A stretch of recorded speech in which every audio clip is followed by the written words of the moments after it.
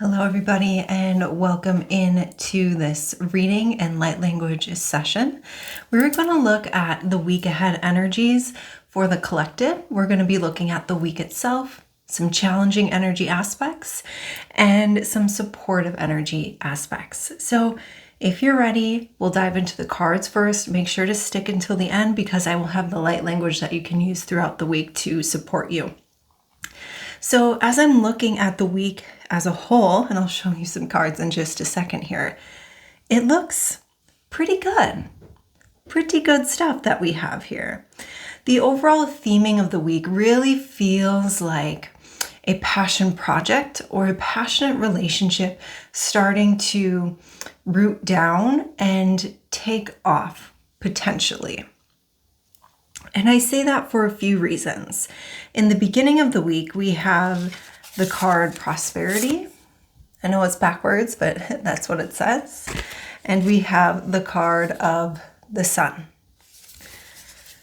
So the beginning half of the week really feels like you get this idea or this, again, I'm hearing for some of you, it could be a relationship that feels so heartfelt, and it really just feels like it's warming my heart, like a good cup of tea or chicken noodle soup or something like that. It's a very warm feeling that's going to arise and sort of swell within you when you think about this relationship, this partnership, or when you think about this idea that you would love to take action on. And it could very well be a money-making idea, or again, just a project that you know you're going to be passionate about and love. And with the Sun card being here, that's a really wonderful thing because it shows us that there is peace and harmony if we choose to follow this road. Not that there's never going to be bumps and bruises along the way, but it's an overall, again, warming feeling to envision this idea. It gives you the feeling of abundance and prosperity within you, and you can have that in a relationship aspect as well. So that's in the beginning of the week, you sort of cultivating or really putting in the groundwork for a relationship to take off or for a prosperous idea to take off. Now, towards the end of the week, we have the cards of Friendship and the Ace of Cups. So again, there is this, I'm hearing support coming in from people around you. That is not going to be for everybody though. If you choose to share your loving ideas with others, make sure you're choosing the others carefully. We know some people just aren't so receptive to some of ideas, and maybe then keep it closer to your heart. If you know some people are just going to downplay your ideas, but share it with loved ones, share it with deep friends, share it with possibly a community. And I'm hearing for those who do not have the support system such as family and community, it is your spirit guides offering this beautiful, loving, warming, again, energy to you. And the Ace of Cups is that energy of just feeling good, feeling like your heart is fulfilled. So that is there at the end of the week as well, where you will start to feel the support of either spirit or the people around you are on board for this relationship, or they are on board for the idea. I'm hearing friendships maybe coming back into a more important play than they have in the past. Maybe you've been in a hermitage mode, which is totally fine, but you may be coming out of that towards the end of the week, and the true blessing really is the friendships. Like, that is the relationship. That is the cup of soup that I'm talking about for a lot of you, is just those people that feel good that you already have in your life, but they're beginning to play an important role again. Whereas maybe over the winter months you stayed in, you didn't really want to go anywhere, and now you get that call from a friend and it just makes you feel so good. So that's what I see here for the week as a whole. There are some challenging aspects here, and in the challenging aspects we have fertility, the Three of Wands, and the Two of Swords. So although you have this heartfelt idea or relationship, or you're thinking about going out with friends again for the first time in a while. There might be, what I'm really seeing here with the Three of Wands in my mind is you looking out to the horizon of what you desire. And again, you're just this week standing on the precipice of the horizon, meaning that it's not going to fully come to fruition just yet, but you're getting just the ideas in motion. And as you're looking out at that, there's a moment of creative overwhelm. Or again, if it's a relationship, you're like, oh, but this happened in my last relationship. I don't know if I can get over that. So there's a bit of a block that is put in your way, but it is, I'm hearing, really workable. You're going to find, or you can find a way around it, over it, or to dissolve the block completely. And I'm hearing for most of you, it will be to dissolve the block completely is going to be the very best route always. And, because it's not going to pop up again in the future. So when you're looking out at the horizon and the precipice of what you desire this week, notice the feelings that are coming up that would prevent you from taking action on that. Like, oh, I'm scared to get too close. And then say, okay, well, why is that? Why am I scared to get too close? What in me needs to be healed as a result of that idea coming to mind? If it is a prosperous idea and you're like, I don't know how I'm going to get this or that for this business. Is that true? What in you says, but what if I can't? Or it also just feels like a little bit of writer's block with the Two of Swords being here as well. There is just the inability to see your way around a fertile idea. And again, it could be a relationship, or like we've been saying, an idea that brings you love and joy. But there is this moment this week, and I'm hearing it's more towards the beginning of the week, where you're like, I just don't know how to go about this. And Spirit is saying, let me lead you. Hold the faith, let me lead you, and I will show you. I'm being told this right now. I will show you where your greatest fears and blocks are to receiving this gift with the Ace of Pentacles this week. So again, you're just in the beginning stages, and now's the perfect time to weed the garden of these limiting thoughts and beliefs so they don't pop up later down the line. And you will be shown that. And it is your choice to, again, dissolve those blocks or let them sit for a while.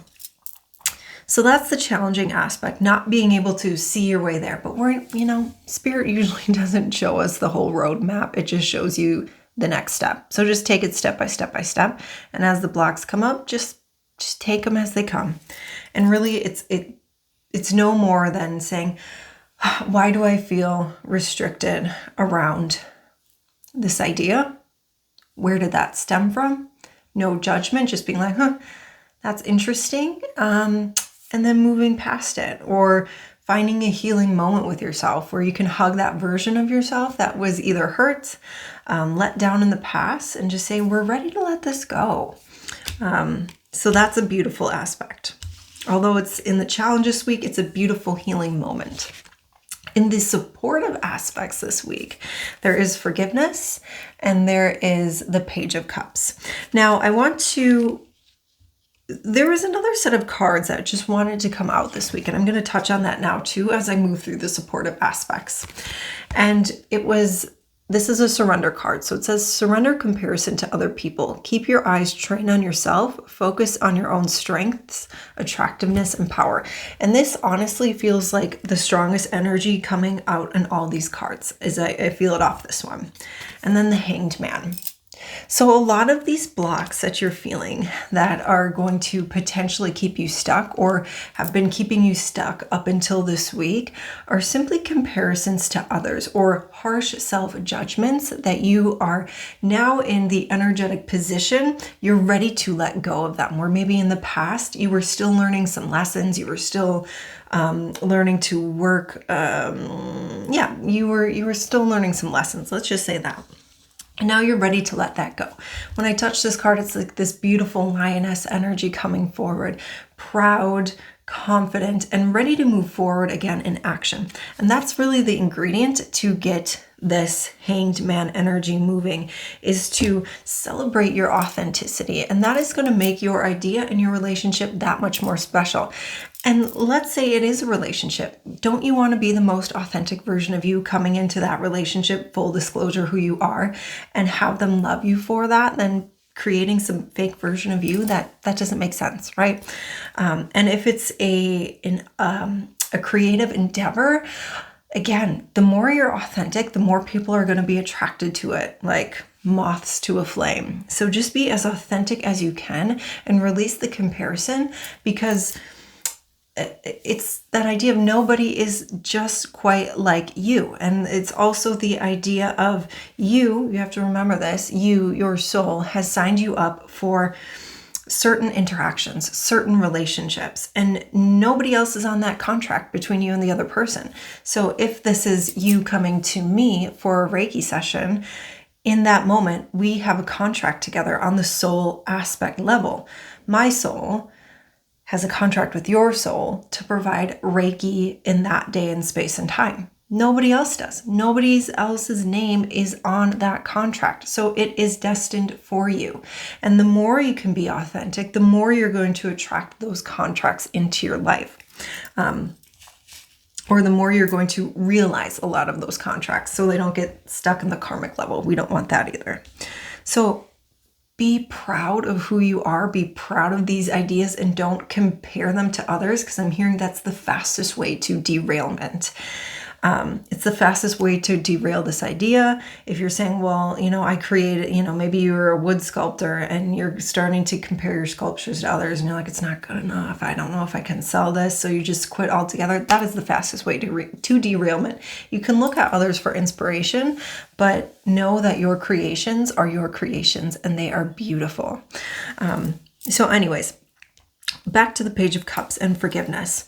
And that the forgiveness is the healing portion that I talked about in the challenging aspects.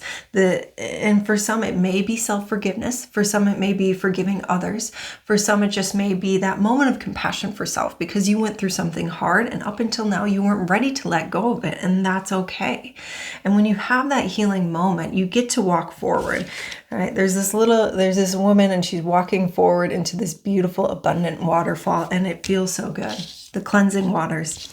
And with the Page of Cups here, once you have that, once there is that moment of forgiveness, compassion, holding space for self and others, that's when you can start to daydream unrestricted again, meaning that you're looking out onto the horizon of this event or the thing you're looking to bring forward without obstruction, and that you can fully dive into the daydream of what this can be in your life. And you're allowed to have that. And that's a really good thing. And then once that starts going, your intuition starts saying, hey, maybe try this. Hey, maybe try that. ... And to move forward on that unencumbered. So I really love that with the Page of Cups is like probably one of my favorite cards just because it's so intuitive, daydreamy, playful, and just take action on that. So that's really what I have for you guys here this week is the creation of an idea or standing on the precipice of an idea that you've been thinking about for a while, or entering a new relationship or relationships returning into your life. You looking out to them and saying, oh, there's a little bit of me that needs to be healed, there's a little aspect of me that is asking for healing in this moment before I go down this road, so I can get the most out of my journey. And to not compare your journey to others, because your journey is extraordinarily unique. We have so many positive things here, and the time is now. All right, so let's dive into the light language. And for those who are unfamiliar with light language, it is a healing modality, and it's going to sound like a foreign language, but there is no English or worldly translation. I get this light language from aspects of my higher self to provide healing for you. So listen to this with an open heart, not so much the mind, just feel into what's happening as you're listening or seeing. A lot of hand movements tend to come out in this as well. So you can look, close your eyes, do whatever you like, and come back to this throughout the week, maybe when you are feeling those challenging moments or you have had that block arise and you're like, "Ooh, this is what Tina was talking about. Let's get into that." So just take a moment to close your eyes and take a big deep breath in with me as I take a moment to connect to the light language.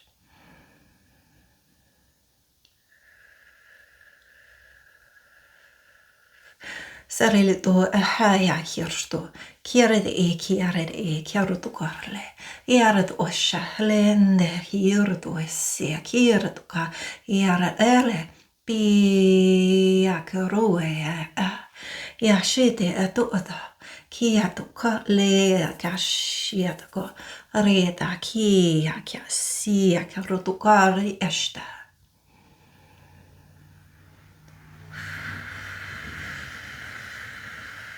Uiarendo iande iortukorda, iakarret gieseste, kiare eret ure are iasto ukia nda ieta kare eta, kore ete kesha. Sheshe kirut kore ekia, kia sestue, deare ilea alea to ore inde, kirut ahale inde, are shuka let ahale ko, doba are e kurana.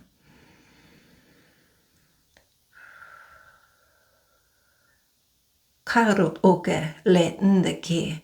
Gari le ito a kia le nde e urutuku a gerata kia le ndoshe ela a hare eke are kare tu okore e a ka nda pere tu o kia takarle te ue re e sheta ahale no a do re e kia reto ko se sheto a ya to ore nda toka le. A little switch of language dialects happened towards the end there. The end felt really super powerful to me. I hope it did to you too. Let me know how you like this. I hope you have an amazing, amazing week. If you did like it, just hit like. That way I know you're enjoying the light language. And we will see you in the next.